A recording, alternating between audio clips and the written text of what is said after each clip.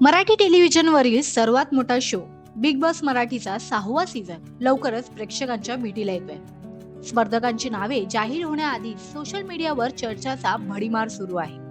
अशातच चर्चेत आला आहे एक मोठं नाव, मराठी आणि बॉलिवूडचा सुपरस्टार श्रेयस तळपदे. काही रिपोर्ट्सनुसार श्रेयस तळपदे बिग बॉस मराठी 6 मध्ये स्पर्धक म्हणून जाणार अशी चर्चा वाऱ्यासारखी पसरली होती. कारणही तितकंच खास. यंदाच्या सीझनचा होस्ट आहे रितेश देशमुख आणि श्रेयस रितेश ही जोडी खऱ्या आयुष्यातही खूप जिवलग मित्र आहे. मात्र आता या चर्चेवर स्वतः श्रेयस तळपदे यांनी खुलासा केला आहे. झूमला दिलेल्या मुलाखतीत श्रेयस म्हणाले, या सगळ्या केवळ अफवा आहे, कृपया याकडे दुर्लक्ष करा.